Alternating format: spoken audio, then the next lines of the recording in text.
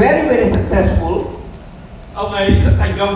The best thing in your life is to learn from someone who has been there in their success. Cái điều tuyệt vời nhất là chúng ta học hỏi được từ những người đã thành công ở trong cuộc sống rồi. But even better, Oh, come on, Mutiji. Aloha! Yeah. Và chúng ta nói về một cái điều mà rất là thật sâu ở trong trái tim của tôi. It's not what you do, it's how you do it. Không phải là chúng ta làm gì và làm như thế nào. I learned from a very powerful mentor that studied with Napoleon Hill. Tôi đã học từ một người thầy mà đã học từ Napoleon Hill How to do. cách làm. So this is written in the book Think and Grow Rich. Điều này đã được viết ở trong cuốn sách Suy nghĩ và làm giàu. In the chapter of faith. Và ở trong cái chương về niềm tin. This process is in your manual. Và cái quy trình này đã được ghi ở trong cái cuốn sổ của các bạn. But the question I want to ask you, do you do it the way I do it? Nhưng mà câu hỏi rằng các bạn có làm theo đúng những cái cách mà tôi làm không?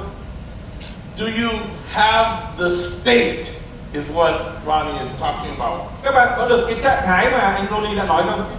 And when you first start this process, you may not have it to get this state. Napoleon Hill viết rằng chúng ta cần phải có 3 thứ để mà đạt được cái trạng thái này. Repetition. Sự lặp lại. That means you must be consistently doing it over and over and over. Có nghĩa là chúng ta phải làm việc, làm đi làm lại và có cái sự liên kết cảm xúc. Action. Hành động. So when you do this process, do those three things. Và khi mà chúng ta thực hiện cái quá trình này phải làm đồng thời cả 3 thứ này.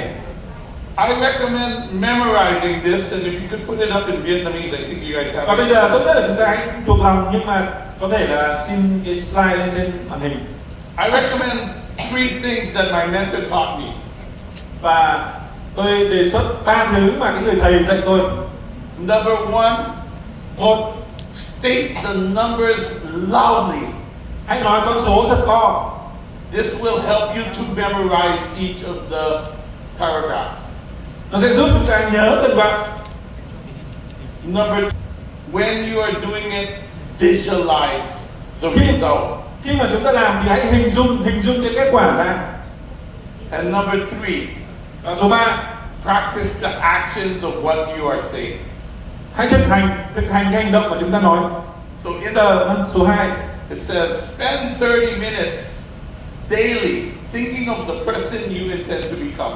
có nghĩa là chúng ta hãy dành ra 30 phút hàng ngày để mà suy nghĩ về con người mà chúng ta muốn trở thành. That means visualize yourself being the team elite you intend to become. Có nghĩa là chúng ta hình dung chúng ta trở thành một cái người team elite mà chúng ta muốn trở thành.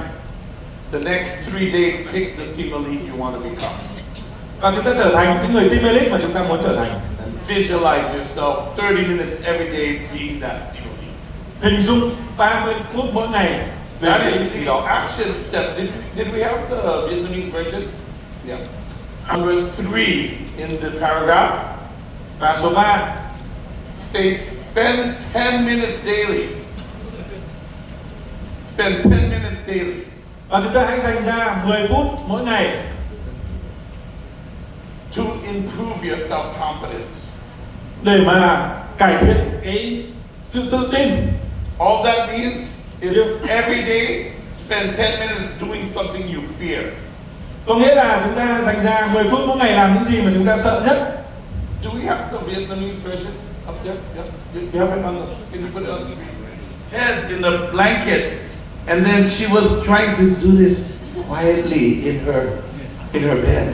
Và tôi nhớ Palia Costa nói với tôi rằng cô ấy đã chùm chăn ở trong phòng ấy và cô ấy nói thầm. Then one day I was at her little home in Pasto, Colombia. Và một ngày mà tôi ở nhà cô ấy ở Colombia. And my habit is always doing this in the shower. Và cái thói quen của tôi là tôi thường là đọc cái điều này khi mà trong lúc tắm.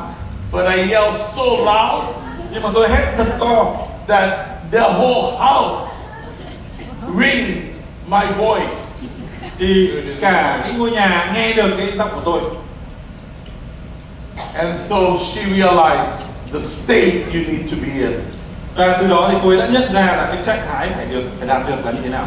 She became 4-star platinum team elite, Cô ấy trở thành woman entrepreneur of the year, thành 4-star platinum team elite và woman entrepreneur of the year, tức là nữ doanh nhân của năm, and circle of excellence 2.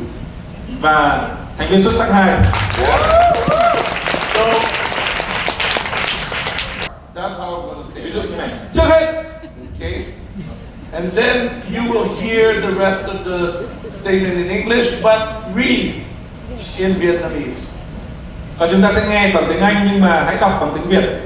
If you know the words, Nếu mà chúng ta biết những cái từ này you have memorized it. thì chúng ta nhớ thuộc lòng Say it in Vietnamese while I'm doing it in English. và nói bằng tiếng Việt khi mà tôi nói bằng tiếng Anh.